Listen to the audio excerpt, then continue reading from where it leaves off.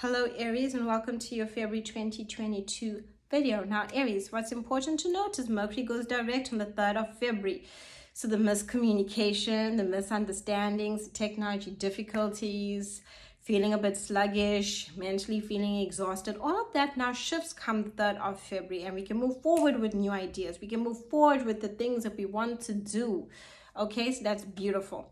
On the 1st of February, 31st of January 2022, we have a new moon, and this is happening in your 11th house. The very people that you connect to, all groups, be it friendship groups, be it family groups, be it work groups, new moon, new beginnings here.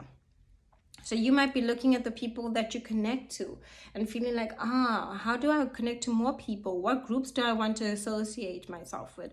Do I really want to associate myself with this group? Do I need to make changes?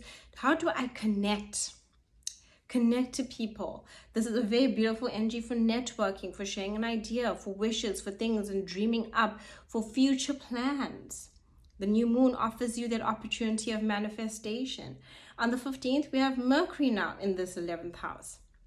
So researching, learning, networking, putting yourself out there, thinking about, what more can you learn? Do you need to bring more information to what you already know? All of that energy, when the 11th house is in play, we're talking about social groups, we're talking about humanitarianism, we are talking about the people that we connect to, we're talking about networking, learning. Do you need to learn something? Is there something you want to teach? Mercury is letting you think about it, research, and get deep into the world of that energy, especially when it comes to your future plans, if you want to research anything to do with that. On the 16th, we have a full moon in the 5th house. Full moon in the 5th house. Now, this is about creativity, romance, and fun. And you might be asking yourself with the full moon, have I been having fun? Have I been awakening my creativity? When last did I dance? When last did I sing along to a song? When did I put myself in just such a good mood? That's the energy of the 5th house. It's fun. Inner child. You know what? Inner child happiness. This is where we really see what our inner child needs. Right? And we give it that. Romance. This is a great time to get romantic. When it comes to, maybe you might feel like my life has been lacking some romance.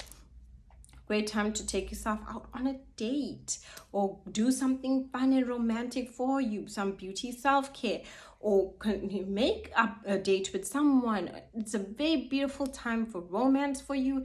It's a very beautiful time for realizing that you maybe haven't been doing much of these things, maybe being focused on other things. But now this one's to you to basically focus on having a good time. And you might even have to see the things that don't like, this person here really drains me.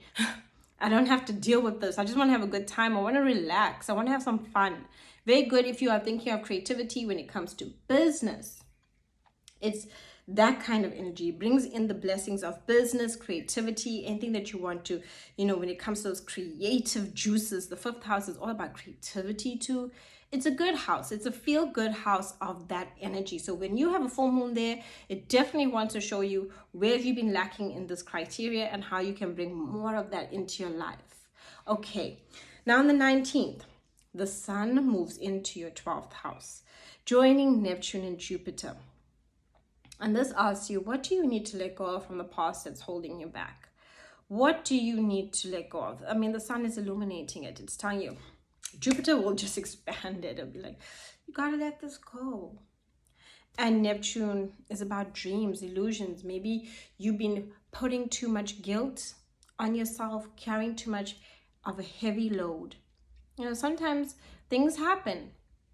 And then next thing, we blame ourselves and we're sitting with this heavy energy. So that energy of the sun illuminating that 12th house is really telling you, it's time now. It's time to heal. It's time to let it go. It's time to move forward. Jupiter's giving you the wisdom. Neptune is telling you, connect to your dreams. If you're going to connect to this heavy energy of something that is an illusion of how bad you need to feel about certain things, you need to let it go, especially past. Everything of the past is what you're letting go, and you're finding wisdom, and it's that opportunity. When one door closes, another door opens. That's the energy here. It's like saying, okay, sometimes doors close, sometimes things don't work out, But it's not up to you now to sit there and carry that emotional burden. It's time to let it go and to move forward. Throughout the month, Venus and Mars, and that's in your 10th house. Now, this is great for career. Career, goal, purpose, how the world sees you. What do you want recognition for?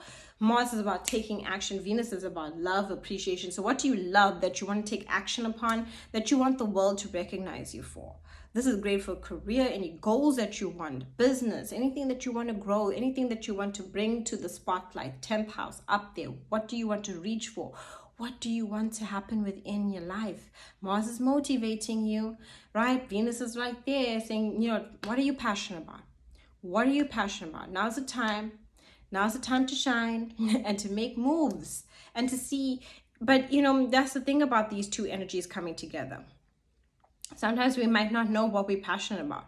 But when these two energies come together, they kind of draw us to what we're truly passionate about. Not what we think we're passionate about, not what we want to be passionate about.